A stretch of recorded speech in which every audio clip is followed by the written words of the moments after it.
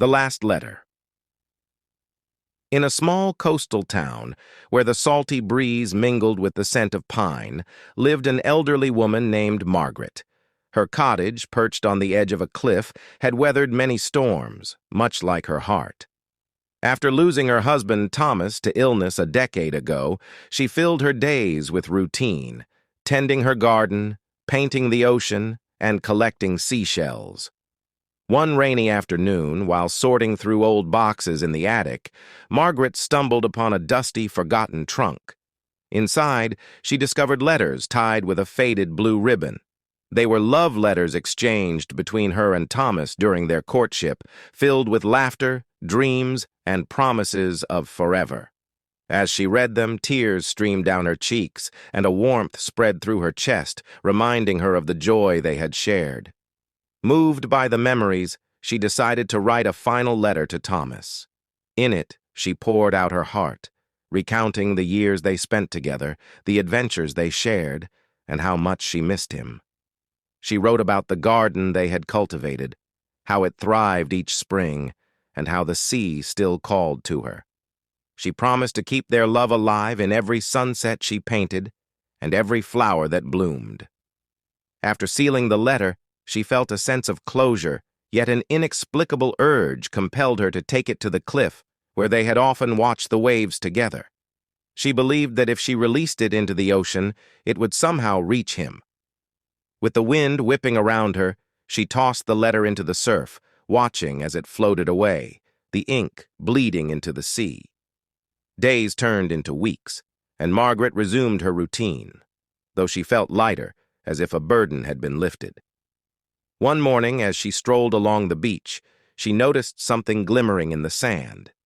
Curiosity piqued, she approached and found a glass bottle, half buried with a piece of paper inside. Heart racing, she retrieved it and carefully opened the bottle. Inside was a letter, beautifully written and dated over 50 years ago. It was from a sailor named James, who had poured out his love for a woman named Clara, promising to return to her one day. Margaret's heart raced. The love in the words mirrored her own. Inspired, she decided to respond, feeling a strange connection to the distant past. She penned a letter back, sharing her story and the beauty of love that transcends time. She sealed it in the same bottle and cast it back into the sea, hoping it would find its way to someone who needed to hear it. As weeks passed, she continued this ritual, each time finding new bottles with messages from long ago, sharing her own responses.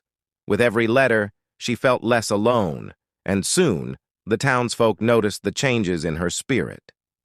Margaret began hosting gatherings, inviting neighbors to share their own stories and memories. The cottage that once echoed with silence now buzzed with laughter and camaraderie. One evening, as the sun dipped below the horizon, she received a visit from a young woman named Emily, who had recently moved to town. Emily had discovered a bottle washed ashore with one of Margaret's letters inside. She was captivated by the words and wanted to meet the author. As they talked, Margaret felt an unexpected kinship with Emily, who had also lost someone dear. Their connection blossomed into a beautiful friendship, and together they began a project to collect and share love letters from the community, fostering a renewed appreciation for love in all its forms. They created a small library of letters in the local cafe, inviting everyone to contribute. Through these letters, Margaret realized that love never truly dies. It transforms and continues through the stories we tell and the connections we make. The last letter she wrote to Thomas became the beginning of something new, a celebration of love that transcended time, bringing people together in the heart of their little town. In the years that followed, Margaret often found solace in the ocean, her heart filled with gratitude. She knew that love, like the tide, ebbed and flowed, and she was blessed to have witnessed its enduring power.